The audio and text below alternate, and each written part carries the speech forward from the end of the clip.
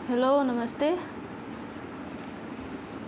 मैं अनुकंपा कुमारी आप सभी का हार्दिक स्वागत करती हूँ अनुकंपा अध्ययन में। आज हम देखेंगे छायावाद।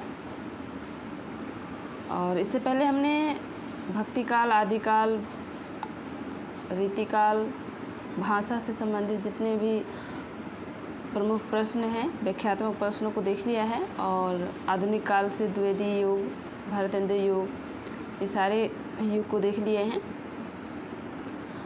और द्विवेदी युग के बाद आता है आपका छायावाद। और हमने कल द्विवेदी युग के बारे में देखा है और आज हम देखेंगे छायावाद। तो चलिए शुरू करते हैं। छायावाद 1918 ईस्वी से लेकर 1936 ईस्वी तक का समय को छायावाद का समय माना गया है। और अगर छायावाद का अर्थ देखते हैं तो छायावादी काव्य का जन्म द्विवेदी युग काव्य की प्रतिक्रिया स्वरूप हुआ, क्योंकि द्विवेदी युगीन कविता विषयनिष्ठ, वर्णन प्रधान और स्थूल थी, जबकि छायावादी कविता व्यक्तिनिष्ठ, कल्पना प्रधान एवं सूक्ष्म है।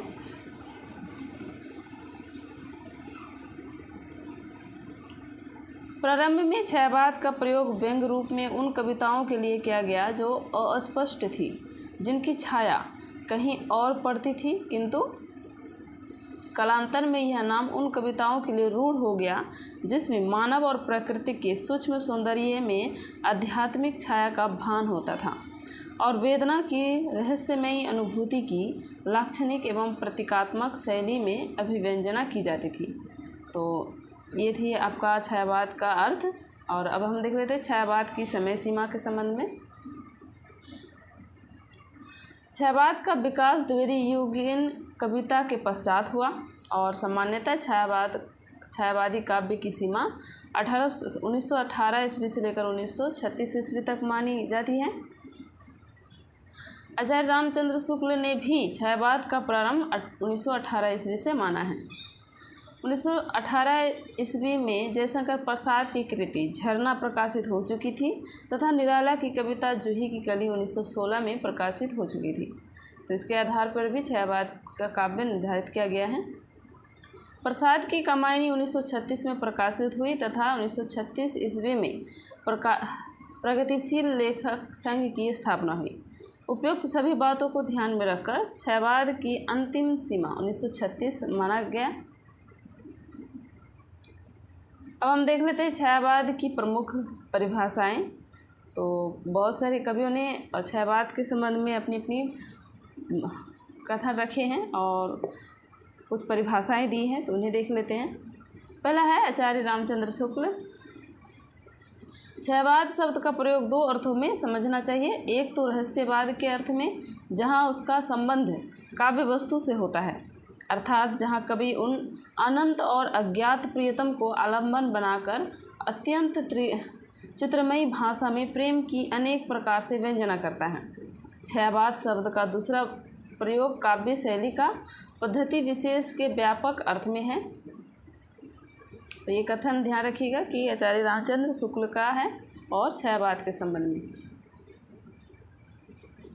अगला जयशंकर प्रसाद। जब वेदना के आधार पर स्वानुभूतिमयी अभिव्यक्ति होने लगी तब हिंदी में उसे छायावाद नाम से अभिहित किया गया। ध्वन्यात्मकता, लाक्षणिकता, सौंदर्यमयी प्रतीक विधान तथा उपचार वक्रता के साथ स्वानुभूति की विवृति छायावाद की विशेषताएं हैं। आगे डॉक्टर रामकुमार वर्मा लिखते हैं, परमात्मा की छाया आत्मा में और आत्मा की छाया परमात्मा में पड़ने लगती है, तभी छायावाद की सृष्टि होती है। तो ये रामकुमार वर्मा ने लिखा है। अगला है नगेंद्र। छायावाद स्थूल के प्रति सूक्ष्म का विद्रोह है। छायावाद एक विशेष प्रकार की भाव पद्धति है, जीवन के प्रति एक विशेष भावात्मक दृष्टिकोण है। तो नगेंद्र ने लिखा है। आगे महादेवी वर्मा जी लिखते हैं, छायावाद तत्वतः प्रकृति के बीच जीवन का उद्गीत है, उसका मूल दर्शन सर्वात्मावाद है।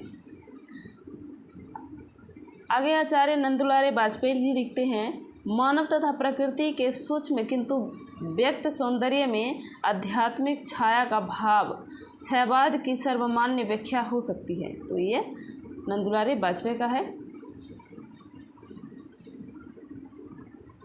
आगे डॉक्टर रामविलास शर्मा जी लिखते हैं, छायावाद स्थूल के प्रति सूक्ष्म का विद्रोह नहीं रहा, वरन थोथी नैतिकता, रूढ़िवाद और सामंती साम्राज्यवादी बंधनों के प्रति विद्रोह रहा है। यह विद्रोह मध्य वर्ग के तत्वावधान में हुआ था, इसीलिए उसके साथ मध्यवर्गीय असंगति, पराजय और पलायन की भावना भी जुड़ी हुई है।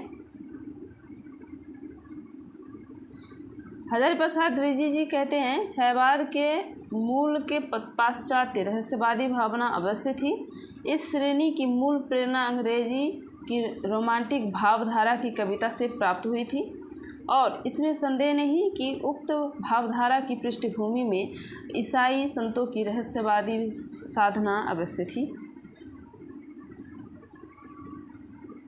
नामवर सिंह, छायावाद उस राष्ट्रीय जागरण की अभिव्यक्ति है जो एक ओर पुरानी रूढ़ियों से मुक्ति चाहता था और दूसरी ओर विदेशी पराधीनता से। तो ये भी ध्यान रखिएगा। रामस्वरूप चतुर्वेदी, वह यानी छायावाद मूलतः शक्ति काव्य है, पुनर्जागरण चेतना का व्यापक और सूक्ष्म रूप है और अपनी अर्थ प्रक्रिया में मानव व्यक्तित्व को गहरे स्तरों पर समृद्ध करता है। तो जितने भी हमने परिभाषाएं देखी ये अक्सर एग्जाम में पूछ ले जाते हैं, तो आप इन सारे परिभाषाओं को ध्यान से रखिएगा। और आगे हम देख लेते हैं कि उपयुक्त विद्वानों की परिभाषाओं से स्पष्ट है कि छायावाद में स्थूलता के स्थान पर सूक्ष्मता दिखाई देती है। छायावादी काव्य में रहस्यवादी प्रवृत्ति विद्यमान है। छायावादी प्रेम, प्रकृति व सौंदर्य का काव्य है। स्वानुभूति की प्रधानता मिलती है और कविता अंग्रेजी रोमांटिक काव्यधारा से प्रभावित है और इसमें सांस्कृतिक चेतना, मानवतावादी दृष्टिकोण की प्रमुखता है इसमें, और इसके शैली, शिल्प एवं अभिव्यंजना पद्धति में नवीनता दिखाई देती है। यहाँ लिखा गया है कि उक्त लक्षणों के आलोक में छायावाद की एक सर्वमान्य परिभाषा इस प्रकार दी जा सकती है कि प्रेम, प्रकृति और मानव सौंदर्य की स्वानुभूति में रहस्यपरक सूक्ष्म अभिव्यंजना लाक्षणिक एवं प्रतीकात्मक शैली में जिस काव्य में होती है उसे छायावाद कहा जाता है। तो ये ध्यान रखिएगा। आगे है छायावाद के प्रवर्तक और प्रस्तोता, यानी इनके प्रवर्तक के बारे में देख लेते हैं। हिंदी में सर्वप्रथम पंडित मुकुलधर पांडे ने जबलपुर से प्रकाशित पत्रिका में सन 1920 ईस्वी में हिंदी में छायावाद शीर्षक से 4 किस्तों में एक लेख प्रकाशित करवाया। मुकुलधर पांडे को लिखित रूप में छायावाद शब्द का प्रथम प्रयोक्ता स्वीकार किया जाता है। अब देख लेते हैं डॉक्टर आचार्य रामचंद्र शुक्ल ने मैथिली शरण गुप्त और मुकुलधर पांडे को प्रवर्तक माना है। नंदुलारी वाजपेयी ने सुमित्रा नंदन पंत को, प्रभाकर माचबे ने माखनलाल चतुर्वेदी को, इलाचंद्र जोशी और अन्य विद्वान ने जयशंकर प्रसाद को छायावाद का प्रवर्तक माना है। अब हम देख लेते हैं छायावादी काव्य की विशेषताएं। तो छायावादी काव्य में आत्माभिव्यक्ति, सौंदर्य चित्रण, नारी का उदात्त रूप में चित्रण, प्रकृति चित्रण, रहस्यवाद, कल्पनाशीलता, श्रृंगार निरूपण, शिल्पगत विशेषताएं, बिंब योजना, प्रतीक योजना, दुख और वेदना की विवृति, राष्ट्र प्रेम की अभिव्यक्ति। तो ये सारी विशेषताएं छायावाद के काव्य में मिलता है। अब हम देख लेते हैं छायावाद के स्तंभ यानी कवि। छायावाद के प्रमुख कवि हैं जयशंकर प्रसाद, सूर्यकांत त्रिपाठी निराला, सुमित्रा नंदन पंत और महादेवी वर्मा। इन 4 कवियों को छायावाद के मुख्य स्तंभ माना जाता है। छायावाद के भृतरई तथा ब्रह्मा, विष्णु और महेश कहे जाते हैं, जो निम्न हैं। तो ब्रह्मा जयशंकर प्रसाद, विष्णु सुमित्रा नंदन पंत और महेश सूर्यकांत त्रिपाठी निराला को कहा जाता है। और छायावाद की लघुत्रय में महादेव वर्मा, रामकुमार वर्मा और भगवती चरण वर्मा आते हैं। तो अब हम देख लेते हैं प्रमुख कवियों और उनकी रचनाओं को। तो सबसे पहला कवि आपका आ जाएगा जयशंकर प्रसाद और इनका जन्म 1800 ईस्वी माना गया है और इसका जन्म स्थान काशी। इसके माता मुन्नी देवी, पिता देवी प्रसाद, गुरु मोहिनी लाल और इसका बाल्य नाम झारखंडी था और उपनाम कलाधर के नाम से ये प्रसिद्ध थे। और इन्होंने पत्रिका निकाली है हंस और इंदु 1909 ईस्वी में। आगे है जयशंकर प्रसाद की प्रमुख रचनाएं देख लेते हैं। द्विवेदी युगीन रचनाओं के बारे में तो उन्होंने द्विवेदी युगीन जो रचनाएं लिखी हैं तो सबसे पहला आ जाएगा आपका उर्वशी 1909, वन मिलन, प्रेम राज्य, अयोध्या का उद्धार, शोकोच्छ्वास, बब्रुवाहन, कानन कुसुम, प्रेम पथिक, करुणालय, महाराणा का महत्व। तो ये सारी रचनाएं बहुत महत्वपूर्ण हैं और क्रम से आप इसे इनकी रचनाओं का काल भी ध्यान रखिएगा, प्रकाशन काल, और सारी रचनाओं को याद कर ले।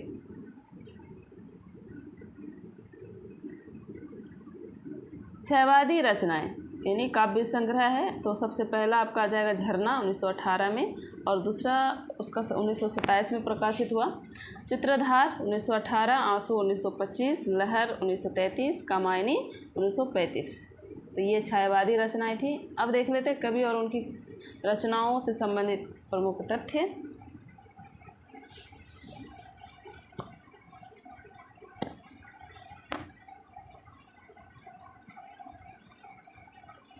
तो जयशंकर प्रसाद को छायावाद का ब्रह्मा कहा जाता है। लीलाचंद्र जोशी, डॉक्टर गणपति चंद्र गुप्त ने जयशंकर प्रसाद को छायावाद का प्रवर्तक माना है। इन्होंने हंस और इंदु नामक पत्रिका का प्रकाशन किया। प्रसाद जी प्रारंभ में कलाधर उपनाम से ब्रज भाषा में रचना लिखते थे। प्रसाद जी बहुमुखी प्रतिभा संपन्न तथा शिव के उपासक थे। अत्यधिक श्रम तथा क्षय रोग यानी टीबी से पीड़ित रहने के कारण 1937 में 15 नवंबर 1937 ईस्वी को 48 वर्ष की आयु में इसका निधन हो गया। इनके द्वारा रचित काव्य कृति कामायनी महाकाव्य पर इन्हें हिंदी साहित्य सम्मेलन की ओर से मंगला प्रसाद पारितोषिक प्राप्त हुआ था। कामायनी में छायावादी प्रवृत्तियों और विशेषताओं के दर्शन होते हैं। इनके काव्य का मुख्य आधार प्रेम और सौंदर्य रहा है तथा इनकी रचनाओं में रहस्यवादी प्रकृति है। इन्होंने अपनी रचनाओं में प्रतीकात्मक, चित्रात्मक तथा गीतात्मक काव्य भाषा का प्रयोग किया है। प्रसाद जी ने हिंदी साहित्य की गद्य पद्य दोनों विधाओं में अपनी कला का प्रदर्शन किया है। इनके साहित्य में भारतीय संस्कृति का प्रखर चित्रण हुआ है। जयशंकर प्रसाद की प्रथम कविता सावक पंचक सन 1906 ईस्वी में भारतेंदु पत्रिका में कलाधर उपनाम से प्रकाशित हुआ। इनकी प्रथम छायावादी कविता प्रथम प्रभात सन 1918 ईस्वी में प्रकाशित हुआ जो झरना में संकलित है। जयशंकर प्रसाद की प्रथम पुस्तकार रचना उर्वशी है। यह गद्य पद मिश्रित चंपू काव्य है। तो उर्वशी कैसी रचना है? चंपू काव्य है। प्रसाद जी की खड़ी बोली की प्रथम काव्य संग्रह कानन कुसुम है। इसके द्वारा रचित करुणालय हिंदी का प्रथम गीति नाट्य माना जाता है। तो ये भी ध्यान रखें। जयशंकर प्रसाद द्वारा रचित झरना को छायावाद की प्रथम रचना स्वीकार किया जाता है जो छायावादी कविताओं का संग्रह है तथा इसे छायावाद की प्रथम प्रयोगशाला भी कहा जाता है। प्रसाद जी कृत आंसू जो दूसरे संस्करण में 64 छंद जोड़े गए जिसमें से कुल 133 छंदों का बृहद प्रधान स्मृति काव्य है। इसे हिंदी का मेघदूत भी कहा जाता है। तो ये ध्यान रखें कि आंसू को हिंदी का मेघदूत भी कहा जाता है। चित्रधार में इनकी ब्रजभाषा में रचित कविताएं संकलित हैं। प्रसाद कृत प्रेम पथिक प्रथम ब्रजभाषा में सन 1909 ईस्वी में लिखा गया था जिसका उन्होंने 1914 में खड़ी बोली में अनुवाद किया। अब उनकी कुछ रचनाओं की विशेषताएं देख लेते हैं। तो सबसे पहला जाएगा आपका झरना जो छायावाद की रचना है। झरना के 2 संस्करण निकले। प्रथम संस्करण 1918 तथा दूसरा 1927 में। यह एक गीत संग्रह है जिसमें छायावादी कविताओं का संग्रह है। इसमें प्रेम, सौंदर्य तथा प्रकृति का सुंदर चित्रण किया गया है तथा प्रसाद जी की भावनाएं विभिन्न रूपों में बिखरी हुई हैं।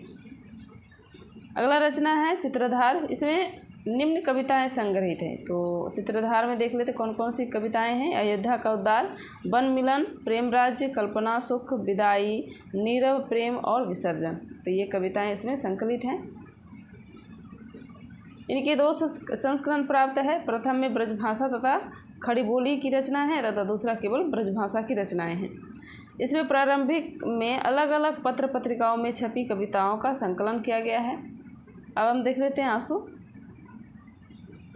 इसके 2 संस्करण किए गए हैं, यानी आंसू काव्य संग्रह का 2 संस्करण किए गए हैं। पहला 1925 में तथा दूसरा 1933 में प्रकाशित हुआ तथा दूसरे संस्करण में 64 पदों को जोड़ा गया, जिसमें कुल छंदों की संख्या 133 हो जाती है। यह प्रसाद का बिरह प्रधान स्मृति काव्य है। इसे हिंदी का मेघदूत कहा जाता है। यह विशुद्ध बिरह काव्य है। इसमें अनुभूति और कल्पना प्रधान है। कवि की भावुकता इस काव्य में मुख्य रूप से दृष्टिगत हुई है तथा अतीत की स्मृतियों की अभिव्यंजना इसमें योजनाबद्ध ढंग से हुई है। इनके कुछ प्रमुख पंक्तियां हैं। तो आप आंसू काव्य से संबंधित कुछ पंक्तियां हैं जो अक्सर पूछे जाते हैं। इस करुणा कलित हृदय में अब विकल रागिनी व्यस्ती, क्यों हाहाकार स्वरों में वेदना असीम गरजती। तो ये प्रारंभिक पंक्ति है और ये आंसू आपके पाठ्यक्रम में लगा हुआ है कविता। बांधा था विधु को किसने इस कली जंजीरों में, मणि वाले फनियों का मुख क्यों भरा हुआ है हीरो से। तो ये कुछ पंक्तियां हैं, आप इसे देख लें। अगला रचना है लहर। लहर गीत काव्य है तथा इसमें रहस्यवादी भावना दिखाई देता है। लहर एक काव्य संग्रह है जिसका प्रकाशन 1933 में हुआ। अगला है कामायनी। कामायनी प्रसाद जी की महाकाव्य है और इसका विवरण निम्नलिखित है। तो इसका कुछ विवरण देख लेते हैं। कामायनी में कुल सर्ग 15 है और इसका रस जो है शांत यानी निर्वेद रस है और इसका दर्शन समरसतावाद यानी आनंदवाद है। मुख्य पात्र मनु, श्रद्धा, ईड़ा, कुमार और मुख्य छंद तांडव छंद, ताटंड छंद है। और इनमें अगर सर्ग देख ले तो सर्ग अक्सर पूछ ले जाते क्रम में। तो सबसे पहला आ जाएगा आपका चिंता, आशा, श्रद्धा, काम, वासना, लज्जा, कर्म, ईर्ष्या, ईड़ा, स्वप्न, संघर्ष, निर्वेद, दर्शन, रहस्य, आनंद। तो आप इस तरह करके तोड़ तोड़ कर इसको 3-3 भागों में आप इसे याद रख सकते हैं। कामायनी का कुछ मुख्य पात्र और एवं प्रतीक है। तो देख लेते पात्र मनु और इसका प्रतीक है मन का, श्रद्धा हृदय का प्रतीक, ईड़ा बुद्धि का और कुमार जो है वो मानव का प्रतीक है। कामायनी 1935 ईस्वी में प्रकाशित प्रसाद जी की अंतिम रचना मानी जाती है। प्रसाद जी ने कामायनी लेखन की प्रेरणा शतपथ ब्राह्मण ग्रंथ से प्राप्त की थी। ये ध्यान रखिएगा कि कामायनी की जो लेखन प्रेरणा है वो किससे प्राप्त की है, तो वो शतपथ ब्राह्मण से प्राप्त की है। तो ये एग्जाम में पूछे गए हैं। प्रसाद जी ने कामायनी में अभिव्यक्त जीवन दर्शन के माध्यम आधुनिक मानव को अपना जीवन सुखी बनाने हेतु कुछ दिशा निर्देश दिए हैं। कामायनी में प्रसाद जी के दार्शनिक विचारों पर सर्वाधिक प्रभाव शैव दर्शन के अंतर्गत आने वाले प्रत्यभिज्ञा दर्शन का पड़ा है। तो ये भी ध्यान रखिए कि कामायनी में किस दर्शन का प्रभाव पड़ा है, तो प्रत्यभिज्ञा दर्शन का। इसका लेखन का मुख्य उद्देश्य आनंद प्राप्ति है। इसके लिए प्रसाद ने हृदय और बुद्धि, सुख और दुख, इच्छा, ज्ञान और क्रिया की समरसता पर बल दिया है। इसमें प्रमुख पात्र मनु की जीवन गाथा का वर्णन है। इसमें मनु जल प्लावन की घटना में देव जाति के विनाश के विषय में विचार करते हैं। कामायनी में मानव हृदय की भावनाओं का जैसा अति सूक्ष्म चित्रण कामायनी में हुआ है, वैसा अन्यत्र मिलना दुर्लभ है।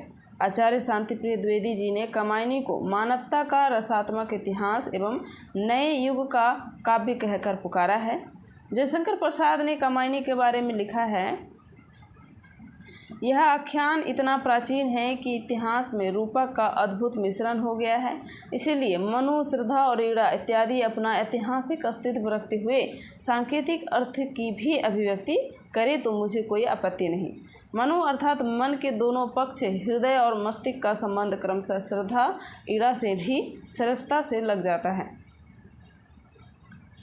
रामधारी सिंह दिनकर ने कामायनी के बारे में अपने निबंध दोष रहित दूषण सहित में लिखा है, इस विलक्षण कथा के संधान मात्र को मैं आधी या उससे अधिक कविता मानता हूँ। दिनकर जी यह भी कहते हैं कि कामायनी की कारीगरी में विराटता का अद्भुत सौंदर्य देखने को मिलता है। तो ये बातें जितने भी हमने कामायनी और जयशंकर प्रसाद के बारे में देखा तो ये बहुत महत्वपूर्ण थे, तो आप इसे ध्यान से देखने का प्रयास करें। उम्मीद करते हैं कि आपको समझ में आ रही होगी, और अगर नहीं आ रही तो आप इसे दोबारा देखने का प्रयास करेंगे ताकि आपको जितने भी चीज़ें हैं वो समझ में आ जाए। अब अगला कवि है सूर्यकांत त्रिपाठी निराला, और इसका जन्म 1899 ईस्वी में हुआ, मृत्यु 1916 में 1961, और इसका जन्म स्थान महिषादल यानी मेदिनीपुर बंगाल में हुआ, और इसका पिता राम सहाय त्रिपाठी थे, पत्नी मनोहरा देवी और पुत्री सरोज थी। और इन्होंने 2 पत्रिकाएं निकाली, समन्वय और मतवाला, जो मतवाला 1933 में निकाला गया।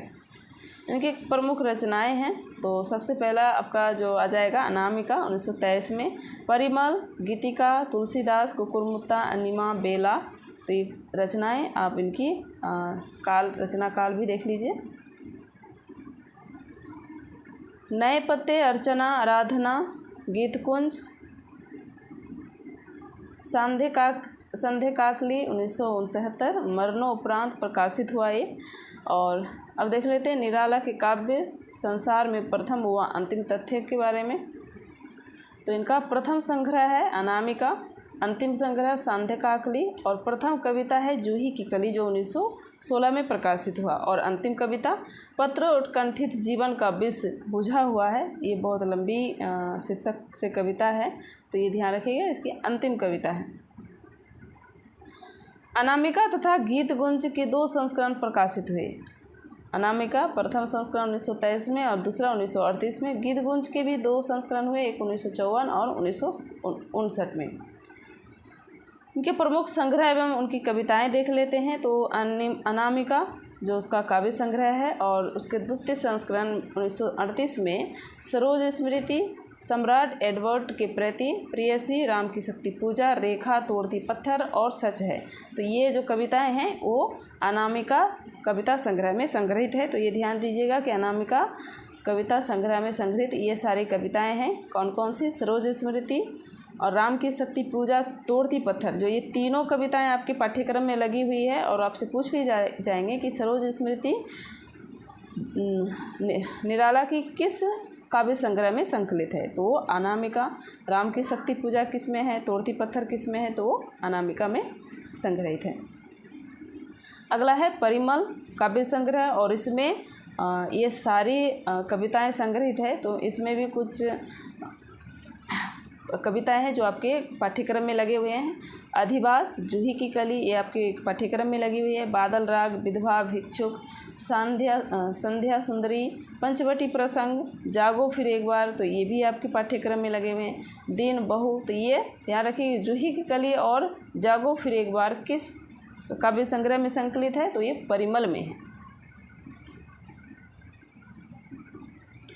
अब निराला की प्रमुख कविताएं देख लेते हैं। जूही की कली, जागो फिर एक बार 1929 में प्रकाशित, सरोज स्मृति 1935 में, राम की शक्ति पूजा 1936 में, कुकुरमुत्ता 1941 में, बांधो ना नाव इस ठाव बंधु 1950 में। तो ये सारे जो कविताएं हैं ये आपके पाठ्यक्रम में लगे हुए हैं, तो आप इसे क्रम से याद भी कर लें। तोड़ती पत्थर ये भी आपका लगे हुए हैं आपका पाठ्यक्रम में। विधवा, बादल राग, बनबेला, भिक्षुक आदि, भारती वंदना, बसंत आया, भर देते हो, ध्वनि, उक्ति, तो ये सारी कविताएं निराला जी की हैं। अब इनके कुछ प्रमुख तथ्य देख लेते हैं। सूर्यकांत त्रिपाठी निराला को हिंदी में मुक्तक छंद का प्रवर्तक माना जाता है। कुछ आलोचक मुक्तक छंद को रबर या केचुआ छंद भी कहते हैं। निराला ने परिमल की भूमिका में लिखा है, मनुष्यों की मुक्ति की तरह कविता की भी मुक्ति होती है। तो ये पंक्तियाँ पूछी हुई है कि ये किसकी पंक्ति है कविता के संबंध में। निराला ने कवित्व को हिंदी का जाति छंद कहा। निराला की कविताओं में छायावादी, रहस्यवादी, प्रगतिवाद, प्रयोगवाद की प्रवृत्ति दिखाई पड़ती है। प्रेम और निर्वेद, ओज और करुणा, विनय और विद्रोह, स्वच्छंदता और भक्ति, गंभीरता और हास्य जैसी परस्पर विरोधी प्रवृत्तियों का समन्वय उनके काव्य में दृष्टिगोचर होता है। निराला की भाषा संस्कृतनिष्ठ, समास बहुल किंतु ज्ञेयता से युक्त है। निराला ओज, औदात्य और विद्रोह के कवि हैं। निराला अकुंठ एवं वयस्क, श्रृंगार, दृष्टि तथा तृप्ति के कवि हैं। गंगा प्रसाद पांडे ने महाप्राण निराला आलोचना पुस्तक लिखकर निराला जी को महाप्राण उपनाम दिया और आचार्य शुक्ल जी के अनुसार बहुवस्तु स्पर्शनी प्रतिभा निराला जी में है। तो ये पंक्ति ध्यान रखिएगा कि ये बात शुक्ल जी ने किसके बारे में कही है या ये पंक्ति किसने कही है निराला के संबंध में, तो शुक्ल जी ने। निराला जी विवेकानंद दर्शन से प्रभावित थे। तो ये ध्यान रखिए कि निराला जी किस दर्शन से प्रभावित थे, तो ये विवेकानंद दर्शन से प्रभावित थे तथा विवेकानंद जी को अपना आध्यात्मिक गुरु मानते थे। निराला ने मतवाला एवं समन्वय दो पत्रों का संपादन किया तथा मतवाला के मुख्य पृष्ठ पर लिखा निम्न वाक्य प्रसिद्ध है। अमीय गरल शशि शिकर रविकर, राग बिराग भरा प्याला, पीते हैं जो साधक उनका प्यारा है मतवाला। तो ये पंक्ति प्रसिद्ध है। निराला की प्रथम कविता जूही की कली को माना जाता है और 1916 ईस्वी में निराला ने जूही की कली की रचना की। कविता मुक्त छंद में रहित होने के कारण महावीर प्रसाद द्विवेदी ने सरस्वती पत्रिका में छापने से इनकार कर दिया तथा बाद में मतवाला में प्रकाशित हुआ। रामविलास शर्मा ने निराला की प्रथम कविता भारत माता की वंदना 1920 को माना है।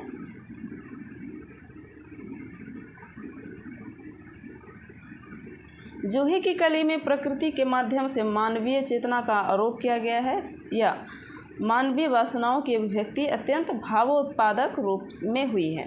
अनामिका एवं परिमल कविता संग्रहों में प्रकृति, प्रेम, सौंदर्य चित्रण एवं रहस्यवाद संबंधी कविताओं को संकलित किया गया है। परिमल में छायावाद के साथ प्रगतिवाद के तत्व भी विद्यमान हैं।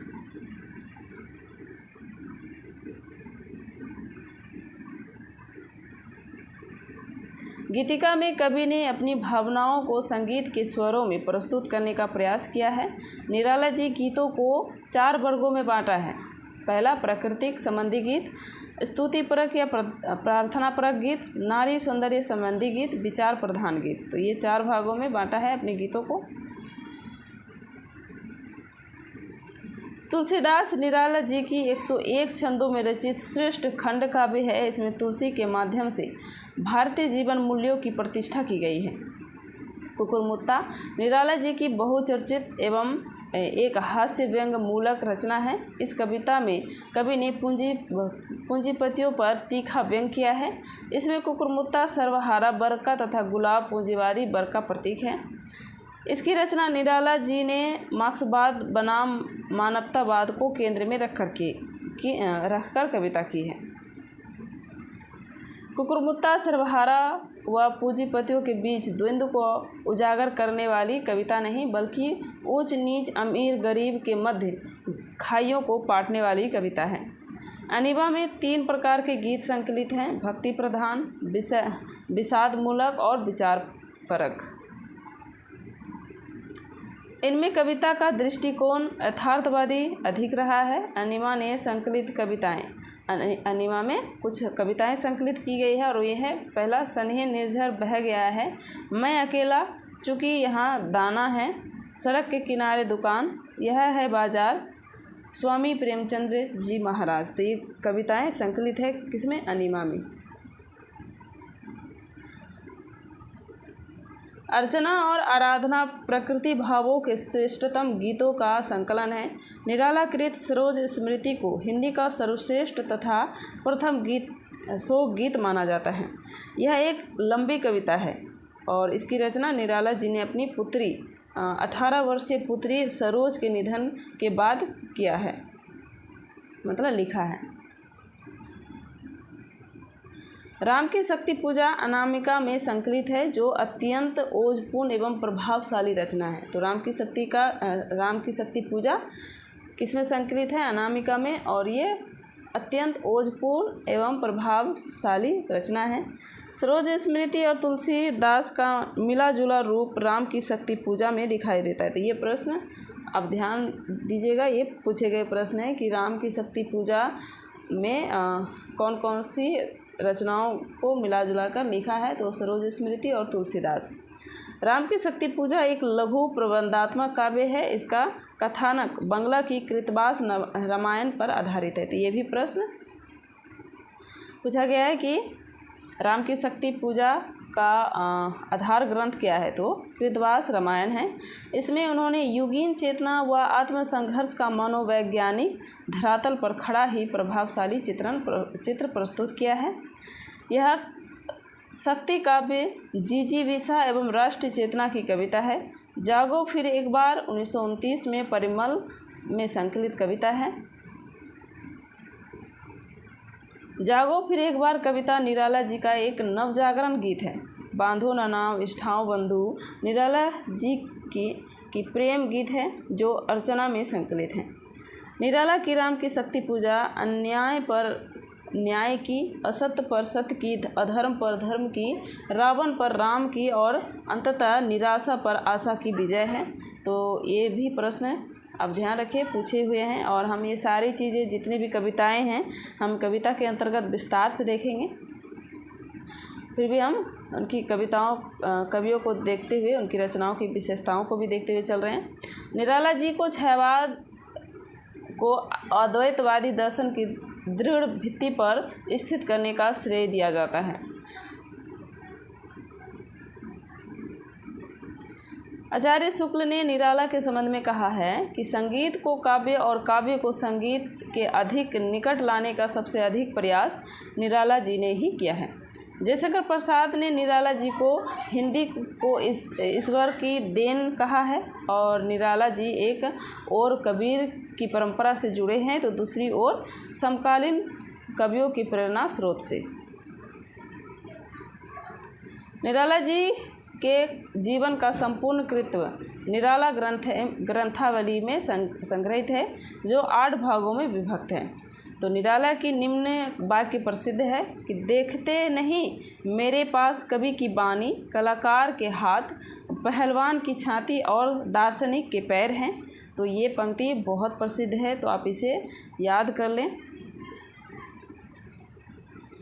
निराला की गद्य की रचनाएं देख लेते हैं। तो इनकी कहानी संग्रह लिली सखी, सुकुल की बीवी, चतुरी चमार उपन्यास हैं। अप्सरा, अलका, प्रभावती, निरुपमा, चोटी की पकड़, काले कारनामे और चमेली। आगे है रेखा चित्र। उनकी रेखा चित्र है कुल्ली घाट, बिलेसुर, बकहीरा। आलोचना और निबंध है।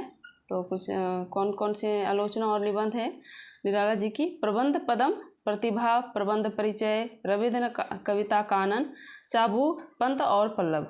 इनकी जीवनी साहित्य राजा प्रताप, प्रहलाद, ध्रुव, शकुंतला और भीष्म, ये उनकी जीवनी साहित्य हैं। अगला कवि है सुमित्रा नंदन पंत, और इनका जन्म 1900 ईस्वी माना जाता है। जन्मस्थान कौसानी, जिला अल्मोड़ा यानी उत्तराखंड, और इसका मृत्यु स्थान इलाहाबाद। बचपन का नाम गोसाई दत्त, पिता गंगादत्त पंत और माता सरस्वती देवी। उनकी प्रथम कविता है गिरजे का घंटा, 1916 में प्रकाशित है। सुमित्रा नंदन पंत के काव्य को विद्वानों ने 4 चरणों में बांटा है, जो निम्न है। तो देख लेते हैं कौन कौन से चरण हैं।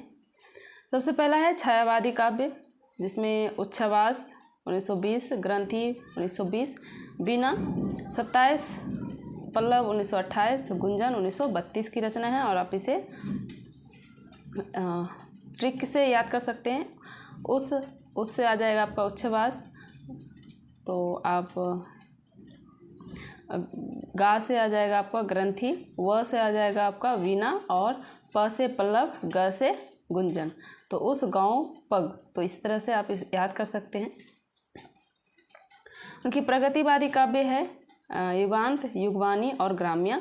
और अक्सर पूछ ले जाती हैं कि इनकी प्रगतिवादी रचनाएं कौन सी हैं, छायावादी रचनाएं कौन सी हैं, और अरविंद दर्शन से प्रभावित काव्य कौन सी हैं।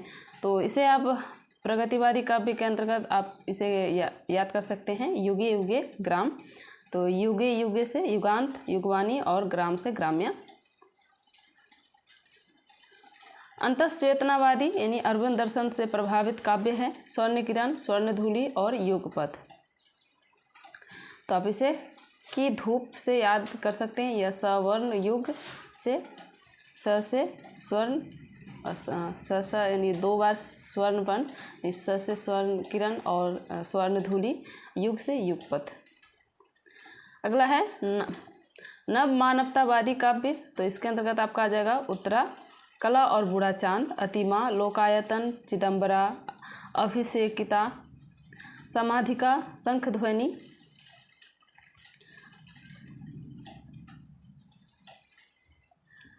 किरण वीणा, पौ फटने से पहले। और इसको आप इस तरह आप इस ट्रिक से याद कर सकते हैं। उत्कला, आलोच, अभी, संख्या, संख्या, किरण, प। तो इस तरह करके आप वैसे भी आप इससे ट्रिक से याद करने का प्रयास ना करें, क्योंकि ये मेरे लिए भी ठीक नहीं था, तो मैंने इसे सिर्फ बनाने का प्रयास किया था। कवि से संबंधित प्रमुख तथ्य हैं। तो पंत प्रकृति चित्रण के लिए प्रसिद्ध हैं और अतः इसे प्रकृति के सुकुमार कवि कहा जाता है। इन्होंने प्रकृति का चित्रण आलंबन रूप में किया है। पंत कोमल कल्पना के लिए प्रसिद्ध रहे हैं। इसे प्रकृति के चितेरे कवि भी कहा जाता है और इसको आधुनिक काल का वर्ड्सवर्थ भी कहा जाता है। ये शब्द शिल्पी के नाम से विख्यात है। आचार्य रामचंद्र शुक्ल ने पंत को छायावाद का प्रतिनिधि कवि मानते हैं और नंदुलारे वाजपेयी पंत को छायावाद का प्रवर्तक मानते हैं। इसे छायावाद का विष्णु कहा जाता है। ये अरविंद दर्शन से प्रभावित थे। पंत जी का सर्वप्रिय छंद रोला छंद को माना जाता है। पंत जी को संवेदनशील इंद्रिय बोध का कवि कहा जाता है और पंत जी की रचनाओं में प्रकृति को जिस भाषा में अभिव्यक्त किया है, पंत जी ने उसे चित्र भाषा यानी बिंबात्मक भाषा की संज्ञा दी है। तो ये ध्यान रखिएगा कि पंत जी की जो प्रकृति चित्रण में जो भाषा उन्होंने व्यक्त किया है उसे चित्र भाषा यानी बिंबात्मक भाषा की संज्ञा दी गई है। मूर्त के लिए अमूर्त उपमान देने की प्रवृत्ति पंत काव्य में देखने को मिलती है। पंत काव्य का क्रमिक विकास 4 चरणों में हुआ है। तो छायावादी काव्य, तो ये सब के बारे में हमने पढ़ लिया है। तो आप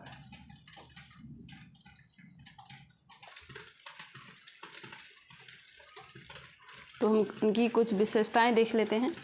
रचनाओं के बारे में देखा है या एक बार और देख लेते हैं। छायावादी काव्य, तो छायावादी काव्य पंत की काव्य रचना का प्रथम चरण छायावादी युग की रचनाओं के रूप में हुआ है। इस युग की प्रमुख रचनाएं हैं उच्छ्वास, ग्रंथि, वीणा, पल्लव और गुंजन। पंत की प्रथम छायावादी रचना उच्छ्वास है तथा अंतिम छायावादी रचना गुंजन। पंत की छायावाद के अंत का घोषणा युगांत 1936 में प्रकाशित को माना जाता है और पल्लव में लगभग 40 पृष्ठों की एक भूमिका दी गई है जिसमें भाषा, अलंकार, छंद, शब्द चयन पर विचार व्यक्त किए गए हैं। पल्लव की भूमिका को छायावाद का मैनिफेस्टो यानी घोषणा पत्र कहा जाता है। पल्लव में कवि प्रकृति से तादात्म्य स्थापित करता है और अध्यात्म की ओर आकृष्ट होता है। पल्लव इनकी छायावादी प्रतिनिधि रचना कही जा सकती है। इनके पल्लव में संग्रहित कविता परिवर्तन अत्यंत मार्मिक एवं उच्च कोटि की दार्शनिक कविता है। परिवर्तन कविता की मानसिकता पर विचार करते हुए कवि ने स्वयं लिखा है कि जन्म के मधुर रूप में मृत्यु दिखाई देने लगी तथा वसंत के कुसुमित आवरण के भीतर पतझड़ का अस्थिर अंतर खोलता इधर जन्म लोचन मूंदती उधर मृत्यु छन छन। तो ये पंक्तियाँ प्रसिद्ध हैं। कवि ने परिवर्तन को अत्यंत निष्ठुर, कठोर एवं दुर्मयी बताया है, अपितु सृष्टि के एक सहज रूप में देखकर उसे सुंदर सत्य शिव भी सिद्ध किया है। पंत जी के समीक्षक श्री शांति प्रिय द्विवेदी ने पल्लव की परिवर्तन कविता के विषय में लिखा है कि परिवर्तन में कवि की विशेषता यह है कि उसे दर्शन शास्त्र की शुष्कता में भी काव्य का रस संचार कर दिया है, ज्ञान को भाव बना दिया है, कला को कला का स्पर्श दे दिया है। तो ये ध्यान रखिएगा कि ये किसके द्वारा कही गई, शांतिप्रिय द्विवेदी ने पल्लव के परिवर्तन के संबंध में कही है। परिवर्तन के संबंध में शांतिप्रिय द्विवेदी के शब्दों में उसमें परिवर्तन में शिव की करुणा अभिव्यक्ति इतनी संवेदनशील हो उठी है कि सहज ही सभी पदों को अपनी सहानुभूति से बांध लेना चाहती हैं। गुंजन में कवि जगजीवन के विस्तृत क्षेत्र में पदार्पण करता है, यानी कवि पंत कल्पना को छोड़कर यथार्थ की भूमि पर आ जाते हैं और यही से उनके काव्य में प्रगतिवाद के आगमन की सूचना मिलती है। ज्योत्स्ना नाट्य शैली में लिखित काव्य रचना है जिसकी विषय वस्तु क्षयवाद है। यह वस्तुतः उनके जीवन संबंधी विचारों की कुंजी है। प्रथम रश्मि कविता बीना में संकलित है। इस कविता में कवि ने सुबह की प्रथम किरण के साथ ही प्रकृति में होने वाले स्वाभाविक परिवर्तन का सटीक व मनोरग चित्रण प्रस्तुत किया है। आगे है प्रगतिवादी काव्य। पंत की काव्य रचना का द्वितीय चरण प्रगतिवादी काव्य का युग है और इस काल के अंतर्गत 3 काव्य संकलन किए गए हैं, युगांत, युगवाणी और ग्राम्य। युगांत 1936 में, युगवाणी 1939 और ग्राम्य 1940 में। युगांत में धरती के गीत हैं, तो धरती के प्रति जो गीत गाए गए हैं तो इसे युगांत में मिलते हैं।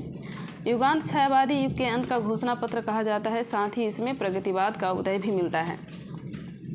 ग्राम्य में कवि भारत की आत्मा गांवों का सजीव चित्रण उपस्थित करते हैं और द्रुत भरो जगत के जीर्ण पत्र कविता युगांत में संकलित है, जिसमें पंत ने परिवर्तन की मांग की है।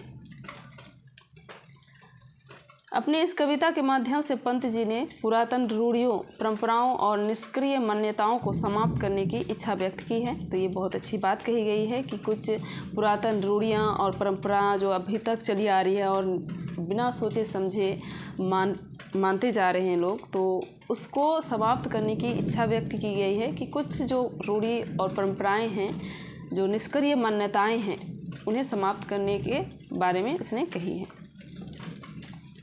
आगे है उत्तर चेतनावादी काव्य। इस युग की रचनाओं पर अरविंद दर्शन का प्रभाव है। अरविंद दर्शन से प्रभावित उनकी 2 प्रमुख रचनाएं हैं, स्वर्ण किरण और स्वर्णधूलि। अरविंद दर्शन में भौतिकवाद और अध्यात्मवाद का समन्वय किया गया है। कवि ने बुद्धिवाद का विरोध किया है और त्याग, तपस्या, संयम, श्रद्धा, विश्वास और ईश्वर के प्रेम भावना को अपनाने पर बल दिया है। और इसका लास्ट है नव मानवतावादी काव्य और इस युग की प्रमुख रचनाएं हैं उत्तरा, अतिमा, कला और बूढ़ा चांद, लोकायतन, चिदंबरा, अभिषेकिता, समाधिका, पतझड़, एक भाव क्रांति, गीत, हंस, शंख ध्वनि, किरण बीना, पौ फटने से पहले, शशि की तरी। तो ये कुछ रचनाएं हैं जो नव मानवतावाद के अंतर्गत आते हैं। सुमित्रा नंदन पंत ने लोकायतन नामक महाकाव्य महात्मा गांधी के जीवन पर लिखा है। तो लोकायतन महाकाव्य है और किसके जीवन पर आधारित है? महात्मा गांधी के जीवन पर। इसे 2 खंडों एवं 7 अध्यायों में विभक्त किया गया है। प्रथम खंड को बाह्य परिवेश तथा द्वितीय खंड को अंतर चैतन्य का नाम दिया गया है। लोकायतन पंत की अंतिम रचना मानी जाती है। पंत जी को चिदंबरा के लिए 1968 में हिंदी साहित्य का प्रथम ज्ञानपीठ पुरस्कार दिया गया है। लोकायतन के लिए पंत को सोवियत भूमि लैंड पुरस्कार मिला है। कला और बूढ़ा चांद के लिए 1960 ईस्वी में साहित्य अकादमी पुरस्कार सम्मानित किया गया है। पंत जी को भारत सरकार द्वारा पद्म विभूषण से सम्मानित किया गया। पंत जी शुक्ल जी के प्रिय छायावादी कवि माने जाते हैं। पंत जी की मौन निमंत्रण कविता में रहस्यवादी प्रवृत्ति है। इनकी प्रारंभिक रचनाओं बीना तथा पल्लव में प्रकृति प्रेम एवं रहस्यवादिता की प्रधानता है, जबकि ग्रंथि और गुंजन रचना में उनका नारी प्रेम अभिव्यक्त हुआ है। पंत जी ने नरेंद्र शर्मा के साथ मिलकर प्रगतिशील पत्रिका रूपाव 1938 ईस्वी में संपादन किया। पंत के द्वारा निम्न कथन प्रसिद्ध है: हमें भाषा नहीं राष्ट्र की आवश्यकता है, हमें भाषा नहीं राष्ट्र की आवश्यकता है, पुस्तकों की नहीं मनुष्यों की भाषा, जिसमें हंसते रोते खेलते कूदते लड़ते गले मिलते सांस लेते और रहते हैं, जो हमारे देश की मानसिक दशा का मुख दिखलाने के लिए आदर्श हो सके। तो इन्होंने भाषा के संबंध में यह पंक्ति कही है। आगे है पंत की कुछ गद्य की रचनाएं हैं। तो काव्य नाट्य देख लेते हैं। रजत शिखर 1951 में, शिल्पी सौवर्ण, अतिमा, मधुबन, युग पुरुष, छाया, मानसी, ज्योत्सना इनकी नाट्य काव्य है। आत्मकथा 60 वर्ष एक रेखाएं 1960 में प्रकाशित है। कहानी पानवाला, उपन्यास हार, आलोचना ग्रंथ है गद्यपत्र, शिल्पी और दर्शन, छायावाद का पुनर्मूल्यांकन, तो ये आलोचनाएं ग्रंथ हैं, तो ये ध्यान रखिएगा, पूछ लिए गए हैं।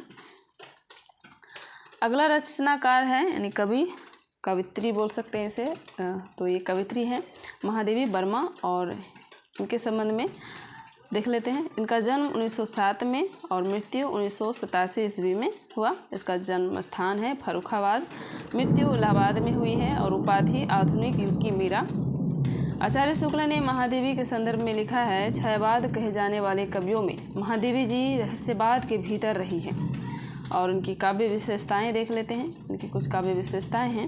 रहस्यवाद, तो सबसे पहला अगर आप देखें तो महादेवी वर्मा के काव्य में रहस्यवाद आपको मिल जाएंगे। परिष्कृत चिंतन, विरह की अनुभूति, काव्योचित गंभीरता और सौंदर्य शिल्प।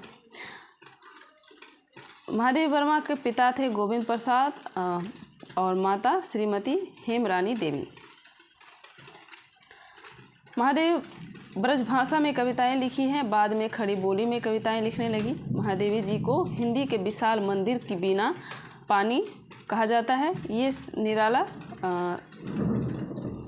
निराला जी ने कहा है। महादेवी जी को वेदना की कवित्री भी कहा जाता है, तो ये भी ध्यान रखें।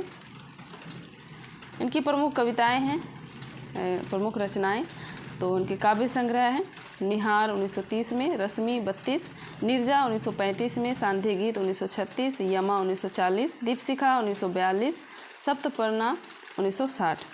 महादेवी ने छायावाद के संदर्भ में कहा है कि छायावाद तद्वतः प्रकृति के बीच जीवन का उद्गीत है, तो ये भी ध्यान रखिए। अब हम देख लेते हैं महादेवी वर्मा और उनकी रचनाओं के बारे में कुछ विशेषताएं।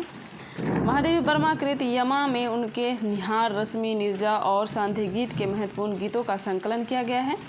यमा पर महादेवी वर्मा को 1982 ईस्वी में भारतीय ज्ञानपीठ पुरस्कार दिया गया था। और महादेवी वर्मा कृत सप्तपर्णा में ऋग्वेद के मंत्रों का हिंदी काव्य अनुवाद संकलित है। अयोध्या सिंह उपाध्याय हरिऔंध ने महादेवी के प्रथम काव्य संकलन निहार की 1930 में इनकी भूमिका लिखी है, तो ये भी ध्यान रखिए कि महादेवी वर्मा का प्रथम काव्य संकलन निहार की भूमिका किसने लिखी है? अयोध्या सिंह उपाध्याय हरिऔंध ने। महादेवी वर्मा की ब्रजभाषा और आरंभिक खड़ी बोली की कविताओं का संकलन 1984 ईस्वी में प्रथम आयाम शीर्षक से प्रभावित है, ये प्रकाशित हुआ है।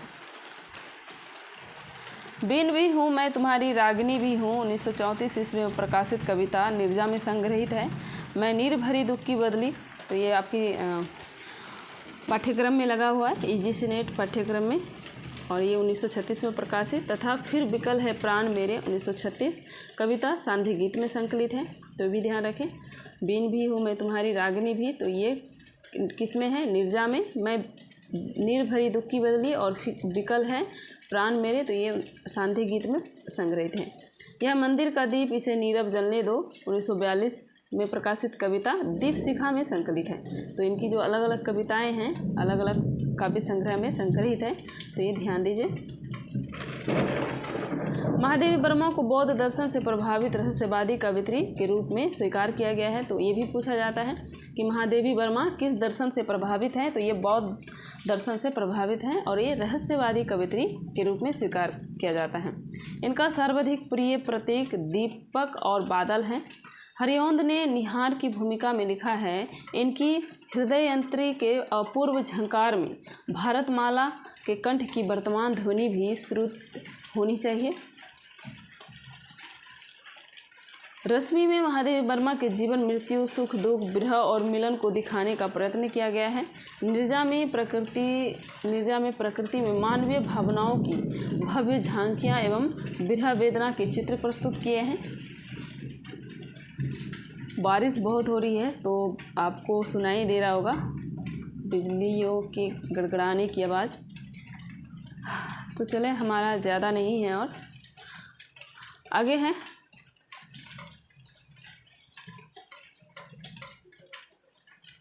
अपने गीत के बारे में महादेवी वर्मा ने कहा है, सुख दुख की आवेशमयी अवस्था विशेष का गिने चुने शब्दों में स्वर साधना के उपयुक्त चित्रण करना ही गीत है। दीपशिखा में कवित्री ने स्वयं को जीवन के प्रति संपूर्ण भाव से समर्पित कर दिया है।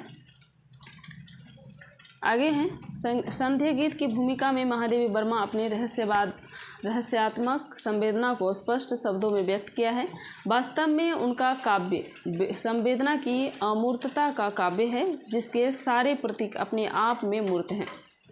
इनके गीत भाव प्रधान हैं। इनके गीतों में व्यथा, पीड़ा, आशा, अज्ञात प्रिय के प्रति प्रणय, निवेदन और साधना की विविध अनुभूतियों के स्वर मुखरित हुए हैं। इनके काव्य में विरह की प्रधानता है, जो लौकिक न होकर अलौकिक विरह है। अब हम देख लेते हैं महादेवी वर्मा की गद्य की रचनाएं। तो इनके निबंध है श्रृंखला की कड़ियाँ 1942 में, विवेचनात्मक गद्य 1942, साहित्यकार की आस्था एवं अन्य निबंध 1962, संकल्पिता 1969। उनके ललित निबंध हैं छंदा 1956 में, रेखाचित्र अतीत के चलचित्र 1941, स्मृति की रेखाएं 1943, मेरा परिवार 1972। तो आप अन्य विधाओं में आप देखें तो ये मेरा परिवार आपका पाठ्यक्रम में लगा हुआ है। संस्मरण है पथ के साथी 1956 में, बाल साहित्य ठाकुर जी भोले हैं और आज खरीदेंगे हम ज्वाला, तो ये आपका बाल साहित्य है। महादेवी वर्मा के संस्मरण रेखाचित्र और निबंधों का संग्रह हिमालय नाम से सन 1963 ईस्वी में प्रकाशित हुआ है। संभाषण 1974 में प्रकाशित महादेवी जी के भाषणों का संग्रह है, तो ये भी ध्यान रखें। अब हम देख लेते हैं क्षयवाद के अन्य कवि और उनकी कुछ रचनाएं। तो सबसे पहला आ जाएगा आपका उदय शंकर भट्ट, जिसका जन्म 1898 ईस्वी। इनकी रचनाएं हैं राका, मानसी विसर्जन, युगदीप, अमृत और विष, यथार्थ और कल्पना। मोहनलाल महतो वियोगी, इसका जन्म है 1899, और निर्मल्या, एक तारा, कल्पना, इनकी रचनाएं हैं। लक्ष्मी नारायण मिश्र, अंतर्जगत, इनकी रचना। डॉक्टर रामकुमार वर्मा 1905 में इसका जन्म हुआ है। और रूप राशि 1931, निशीथ, चित्ररेखा, आकाश गंगा, इनकी प्रमुख रचनाएं हैं। जनार्दन प्रसाद झा द्विज, अनुभूति, अंतर्ध्वनि, इनकी रचनाएं हैं। गोपाल सिंह नेपाली, पंछी, रागिनी, उमंग। केदारनाथ मिश्र, चिर स्पर्श, सेतुबंध, और इनका जन्म 1907 में हुआ है। आरसी प्रसाद सिंह 1911 में इसका जन्म, और इनकी रचनाएं हैं कलापी, संचयिता, जीवन और यौवन, नई दिशा, पांच जन्य, प्रेम गीत, तो इनकी प्रमुख रचनाएं थी। तो आज हम देख लिए क्षयवाद से संबंधित जितनी भी रचनाओं को और उनके कविताओं।